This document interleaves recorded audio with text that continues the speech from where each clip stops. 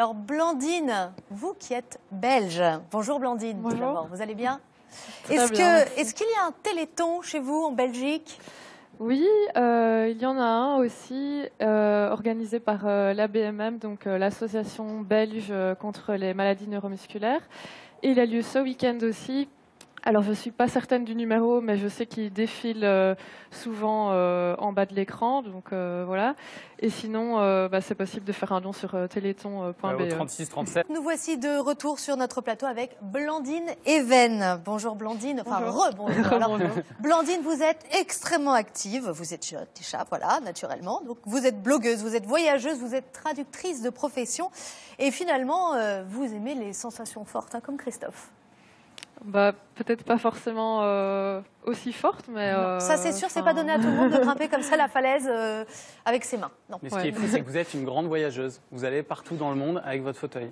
Oui, en fait, donc moi, ça fait plus ou moins 6 ans que je suis en fauteuil maintenant. Et j'ai toujours aimé voyager depuis que je suis toute petite. Et j'ai pas envie de me laisser mettre des barrières à cause du fauteuil. Donc, vous n'avez pas de basket, mais des roulettes. Voilà. Et donc, si j'ai envie d'aller quelque part, j'y vais. Et si c'est accessible, tant mieux. Et si c'est pas accessible, on verra bien. Et j'espère que je trouverai des gens pour m'aider. On en trouve toujours, je suis sûre. Blandine, votre myopathie, elle n'est pas étiquetée. Hein. Vos symptômes sont donc apparus il y a environ 7 ans, ça? 6 ans que vous êtes en fauteuil? Une dizaine d'années, on va dire. Donc 6 ans que vous ne pouvez plus marcher. Qu'est-ce que ça veut dire pour vous d'être en errance de diagnostic? C'est assez compliqué à vivre, pas seulement parce qu'on n'a pas de nom, comme on l'a dit plus tôt, mais aussi pour l'avenir. Voilà, moi j'ai 26 ans, donc à mon âge, on a envie de faire des projets à long terme. Et forcément, quand on ne sait pas dans quel état on sera dans 10 ans, c'est assez difficile. C'est aussi pour ça que vous avez cette forme d'urgence à vouloir bouger, à aller partout dans le monde, à découvrir le monde? Pas forcément. Je fais les choses quand j'ai envie de les faire et voilà. Alors, vous avez voyagé où, Blandine? Dans beaucoup d'endroits, mais faites-nous rêver. L'année dernière, on voit des images. J'ai fait un petit tour du monde. Donc, j'ai passé notamment 6 mois en Australie. J'ai fait un stage là-bas et avant ça, j'ai passé 3 mois en Asie. J'ai pu aller en Chine, au Japon, au Vietnam. Voilà des pays super dépaysants. J'ai fait plein de belles rencontres. Et souvent, vous êtes toute seule. Hein, et vous préférez même être toute seule souvent parce que vous avez plus d'échanges avec les gens? J'aime bien être accompagnée aussi, mais en fait, l'avantage quand on voyage tout seul, c'est qu'on fait énormément de rencontres. Ouais. Les gens viennent plus facilement vers nous et au final, j'étais rarement seule et je me suis fait plein d'amis. Ouais. C'est ça qui vous intéressait aussi dans ces voyages, la rencontre humaine.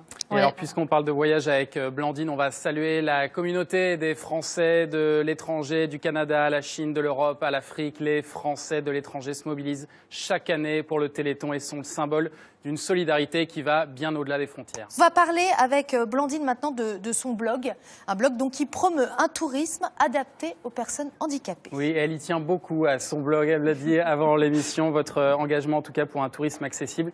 Il commence à porter ses fruits parce qu'il y a maintenant des salons qui sont dédiés au handi-tourisme. Vous avez aussi participé vous-même au sommet mondial du tourisme accessible à Bruxelles. Ça veut dire que pour vous, fauteuil et vadrouille, tout ça, c'est totalement compatible. Hein.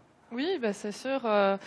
Il y a de plus en plus de personnes à mobilité réduite dans la population et les professionnels du tourisme se rendent compte que c'est des clients aussi. Donc, voilà. Mais après, c'est clair que voyager en fauteuil, c'est pas toujours hyper simple non plus.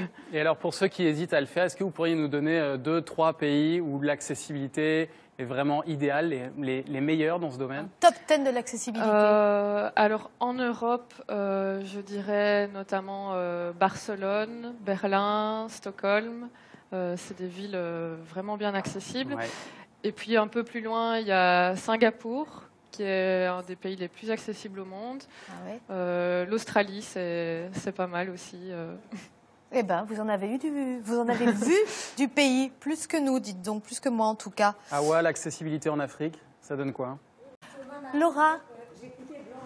Attention, parce que tout à l'heure, en coulisses, on s'est parlé, elle était quand même très stressée. Elle m'a dit, est-ce que je vais réussir? Donc, Blandine, bravo, parce que franchement, tu étais parfaite. Donc, sans hésitation, tu es même meilleure que nous. On va t'engager aussi comme chroniqueuse voyage. En tout cas, oui, c'est vrai qu'Internet, ça change la donne et ça permet d'accéder à des données particulièrement rapidement pour toutes les personnes en situation de handicap. Alors, il y a 3 autres exemples de blogs. Il y a I Will Share, alors qui est une application. Alors, Wilson est comme un petit valet, un petit majordome qui vous dégote tous les bons plans près de là où vous vous situez en fonction du handicap que vous avez, qu'il soit moteur, visuel ou auditif. Il vous trouve le bon plan adapté à votre handicap. Et ensuite, il y a Jackset. Jackset, c'est un des pionniers des sites Internet. Il était là au tout début. D'ailleurs, son fondateur est décédé depuis, mais le site continue d'exister. Et ça, c'est vraiment exceptionnel. C'est-à-dire que tout le monde peut participer à ce site, même les personnes valides. Et au contraire, surtout les personnes valides doivent, lorsqu'elles vont visiter un musée, un restaurant, lorsqu'elles vont au restaurant, signifier si les toilettes sont accessibles, si le musée est accessible dans sa globalité. Donc c'est vraiment un petit bijou, ce site de Jackset, et il dépend de vous, tous ceux qui nous regardez, télécharger l'application et renseigner le plus d'informations possible.